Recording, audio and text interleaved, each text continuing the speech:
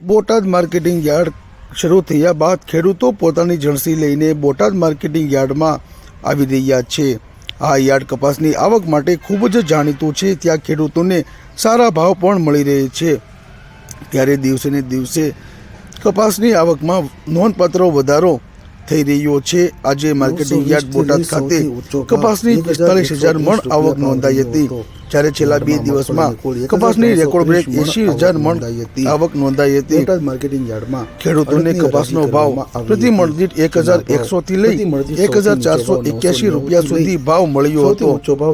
યાર્ડમાં મગફળીની આવક સામાન્ય રહી છે। આજે યાર્ડમાં 2,000 મણ મગફળીની આવક નોંધાઈ હતી, જેનો ખેડૂતોને પ્રતિ મણ દીઠ રૂપિયા 870 થી લઈ 1,120 રૂપિયા સુધી ભાવ મળ્યો હતો। બોટાદ માર્કેટિંગ યાર્ડમાં અડદની હરાજી કરાઈ હતી, જેના ભાવ 765 થી લઈ 1,171 રૂપિયા ભાવ રહ્યો હતો। બોટાદ માર્કેટિંગ યાર્ડમાં ઘઉંની હરાજી પણ કરવામાં આવી હતી, જેમાં ઘઉંનો ભાવ પ્રતિ મણ દીઠ રૂપિયા 545 થી લઈ 659 રૂપિયા સુધી બોલાયો હતો। માર્કેટિંગ યાર્ડમાં 190 ક્વિન્ટલ ઘઉંની આવક થઈ હતી। બોટાદ યાર્ડમાં સફેદ તલ અને કાળા તલની હરાજી કરવામાં આવી હતી। સફેદ તલનો ભાવ 2,030 થી લઈ 2,880 રૂપિયા સુધી નોંધાયો હતો। માર્કેટિંગ યાર્ડમાં કાળા તલનો ભાવ 3,475 થી લઈ 4,480 રૂપિયા સુધી બોલાયો હતો। માર્કેટિંગ યાર્ડમાં 190 ક્વિન્ટલ તલની આવક નોંધાઈ હતી।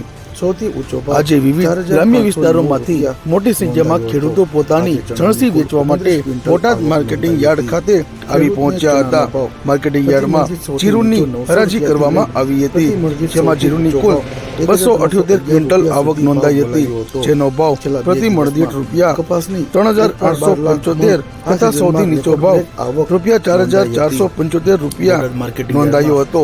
આજે ચણાની કુલ 22 ક્વિન્ટલ આવક નોંધાઈ હતી। ખેડૂતોને ચણાનો ભાવ પ્રતિ મણ દીઠ સૌથી નીચો રૂપિયા 950 થી લઈ સૌથી ઊંચો ભાવ 1,309 રૂપિયા સુધી બોલાયો હતો।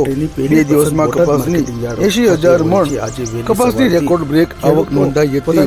આજે વહેલી સવારથી ખેડૂતોની જણસી વેચવા માટે લાંબી લાઈનો લાગી હતી। માત્ર બોટાદ નહીં, પરંતુ ભાવનગર, અમરેલી, સુરેન્દ્રનગર, અમદાવાદના છેવાડાના ગ્રામ્ય વિસ્તારના ખેડૂતો મોટી સંખ્યામાં પોતાનો જણસીનો પાક વેચવા માટે બોટાદ માર્કેટિંગ યાર્ડ ખાતે વહેલી સવારથી આવી પહોંચ્યા હતા, જ્યાં ખેડૂતોને સારા ભાવ મળ્યા હતા અને ખેડૂતો ખુશખુશાલ હાલતમાં જોવા મળ્યા હતા। આજે બોટાદ માર્કેટિંગ યાર્ડ ખાતે વિવિધ જણસીની હરાજી કરવામાં આવી હતી।